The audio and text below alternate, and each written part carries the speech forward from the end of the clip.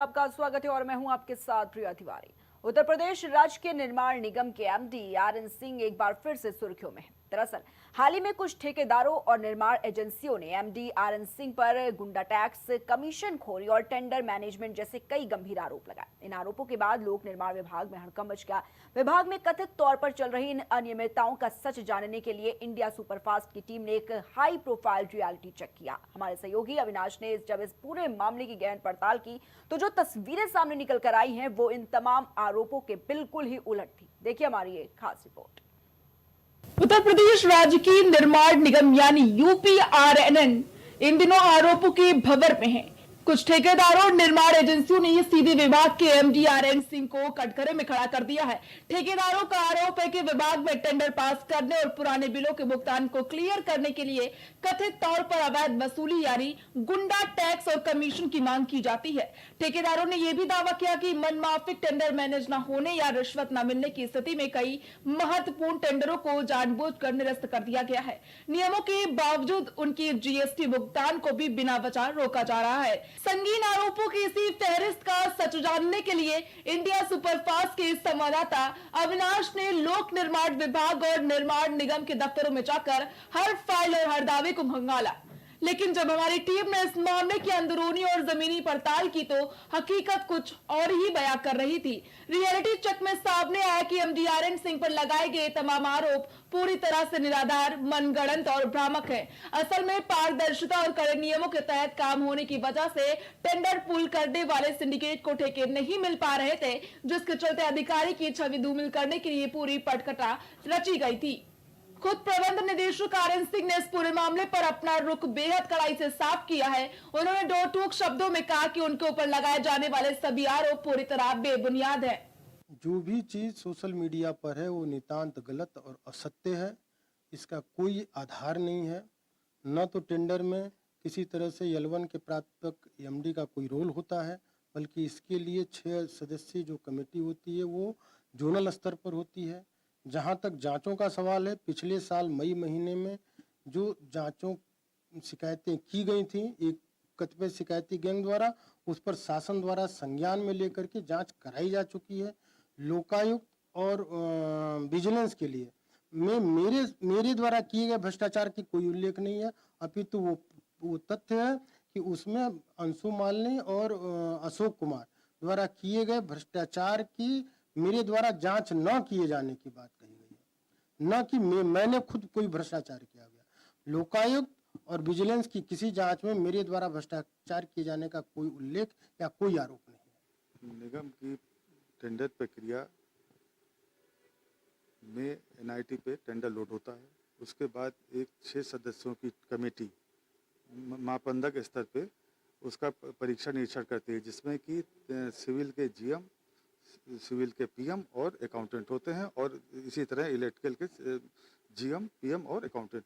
वो वहाँ परीक्षण करके उसमें जो भी होता है पेपरों को स्क्रूटाइज करके उसको एनआईटी पे लोड करते हैं। L1 टेंडर, L1 जो होता है वो मुख्यालय रिपोर्ट किया जाता है, और इसमें प्रबंध निदेशक का कोई भी रोल नहीं होता है। नहीं, त्रुटि की वजह से टेंडर कैंसिल हो सकता है, लेकिन अगली बार जब टेंडर दोबारा फिर एनआईटी पे लोड होता है तो उसमें किसी को बात तो किया नहीं जाता है कि टेंडर कोई डाले ना डाले, फिर सबके लिए ओपन है, ओपन टू ऑल है, फिर आप डालिए। त्रुटि हो सकती है, टेंडर कैंसिल भी होते हैं, लेकिन इसमें मुख्यालय प्रबंध निदेशक का कोई रोल नहीं होता है। ये सब जीएम स्तर से ही होकर आता है। पिछले वित्तीय वर्ष में हम लोगों ने 2600 करोड़ का लक्ष्य रखा था टर्नओवर का।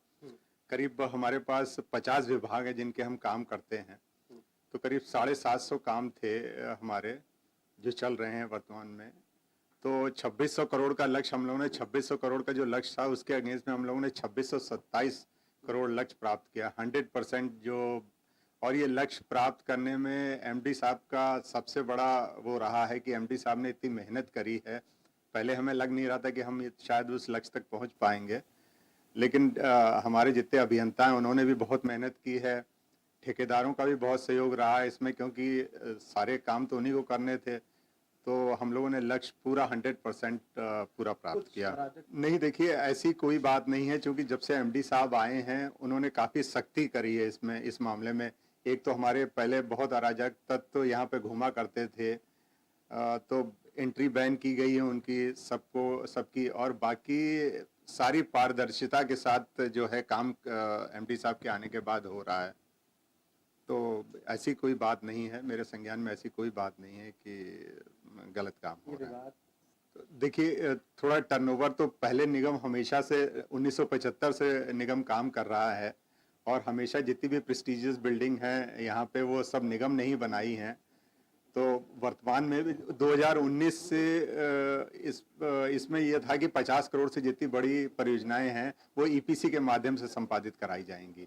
तो हम लोगों को जो काम मिल रहे हैं वो 50 करोड़ से छोटे काम मिल रहे हैं, इसलिए फिर भी हम लोगों ने काफ़ी 2600 करोड़ का लक्ष्य प्राप्त किया है। तो बहुत बड़ा अचीवमेंट है हमारे लिए जो वर्तमान परिस्थितियों में। ये अभी तो हम लोगों ने एक जो 2018 की नियमावली है सचिवालय प्रवेश की, उसको अंगीकृत किया है। जो वर्तमान हमारे प्रबंध निदेशक साहब हैं RN सिंह साहब, उनके आने से पहले वो उस पर थोड़ा सा मतलब कोई चेक नहीं था इस तरह से कि कौन आ रहा है कौन जा रहा है। तो उसमें बहुत सारे कई बार शिकायतें ये आई कि साहब जो है जिनका ना कोई यहाँ पे कोई काम चल रहा है, ना किसी से कोई उनका कोई उस तरह से मतलब है, तब भी उस तरह के लोग यहाँ पे अक्सर दिखते रहते थे, जो दलाल टाइप के लोग, और इस तरह से लोगों को बाहर बेवकूफ़ बनाना है इस तरह, क्योंकि निर्माण संस्था है। तो उस पर एक जो है जो वो नियमावली हम लोगों ने अडॉप्ट करने के बाद यहाँ पे एक चेक लगा, तो जो निगम से रिलेटेड है, जो इनका निगम में काम चल रहा है या निगम में, उनके लिए तो कोई एंट्री की कोई प्रॉब्लम ही नहीं है। वो तो भाई जब आएंगे उनको, और बीइंग एक गवर्नमेंट कॉरपोरेशन है तो ये निगम के एमडी का वो दायित्व भी है कि भाई यहाँ पे जो है मतलब एक जिस तरह से और संस्थानों में भाई जो लोग मतलब जिनको मिलना ज़रूरी है वही मिले। अनड्यू लोग जो है अनवांटेड लोगों को चेक करने के लिए ये हम लोगों ने यहाँ पे एक व्यवस्था जारी की है। नहीं, ये तो अब देखिए, जिनको जो लोगों को अब यहाँ पे एंट्री नहीं मिल रही है वो बाहर तो कुछ भी कह सकते हैं ना भाई, जिनका यहाँ पे कोई आने जाने का कोई पर्पस ही नहीं है। अब उस तरह के दलाल लोगों का जो यहाँ पे रोका गया है, तो वो लोग तो इस तरह की भ्रामक सूचनाएं फैलाएंगे ही फैलाएंगे, है ना। और हम लोगों ने एक जो सचिवालय में जो नियमावली है 2018 की प्रवेश की, उसी को अंगीकृत करा है, उसी के अनुसार हम लोग यहाँ पे जो है लोगों को प्रवेश देते हैं जो यहाँ पे जिनका काम है या रिलेटेड है जो निर्माण निगम। उत्तर प्रदेश राज्य के निर्माण विभाग में इन दिनों तमाम भ्रामक खबरें चल रही हैं। ऐसा बताया जा रहा है कि विभाग में जिस तरीके से कई अनियमितताएं हैं, उन तमाम चीज़ों को लेकर हमारे साथ कॉन्ट्रैक्टर हैं जो कि उत्तर प्रदेश के विभिन्न एरियो में विभागीय काम देखते हैं। आपसे पहले तो आपका परिचय जानना चाहेंगे। संजय पांडे, अध्यक्ष कॉन्ट्रैक्टर एसोसिएशन। निर्माण विभाग में किस तरीके से तमाम जो भ्रामक खबरें चल रही हैं उसको लेकर क्या लगता है कि माननीय मुख्यमंत्री जी का विभाग है, ऐसे में यहाँ पर आपके कार्यशैली को लेकर अगर पूछा जाए तो क्या कहेंगे? जो खबरें चल रही हैं वो पूर्णतया निराधार हैं। जब से एमडी RN सिंह साहब आए हैं हम लोगों की बहुत सहूलियतें हैं, और जैसा कि उन्होंने 2% कमीशन खोरी का आरोप लगाया, ये पूर्णतया निराधार है। उत्तर प्रदेश निगम टेट की तरफ से अगर आप देखें तो तमाम जिस तरीके से जो खबरें चल रही हैं उनको लेकर आप लोग जो है इनके कार्यकाल को लेकर क्या कहेंगे? जो है यहाँ की कोई अनियमितताएं अगर वैसे कोई शिकायत रही हो? ये सब दलालों की बात है। जो इतने दलाल थे ये बाहर काम बेचते थे, वो लोग नाराज हैं RN सिंह साहब से, उनकी ये खबर है। ठेकेदार कोई नाराज नहीं है, पूरी पारदर्शिता से जैसे होना चाहिए वैसे टेंडर होता है, और टेंडर प्रक्रिया में ही सबको काम मिलता है।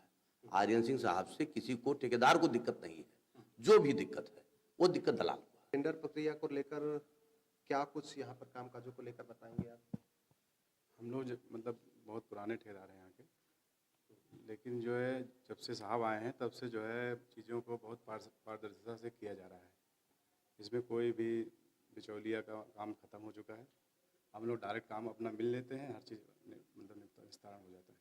तो आप अगर देखें तो जिस तरीके से उत्तर प्रदेश राज्य के निर्माण विभाग में इन दिनों तमाम जो खबरें चल रही हैं, तो उन तमाम चीज़ों को लेकर जो कॉन्ट्रैक्टर हैं जो यहाँ पर उनका आना जाना है, उनसे हमने बात की। उनका यही कहना है कि जब से नए MD का यहाँ पर नियुक्ति हुई है तब से तमाम जो बाहर कह सकते जो बिचौलिए हैं, जो मठाधीश हैं, उनका आना यहाँ पर निषेध हो गया। इन तमाम चीज़ों के बाद लगातार जो भ्रामक खबरें फैलाने का काम तमाम जो ऐसे ठेकेदार हैं वो करते नजर आ रहे हैं। लखनऊ से कैमरामैन निशित के साथ मैं अविनाश, इंडिया सुपरफास्ट न्यूज़।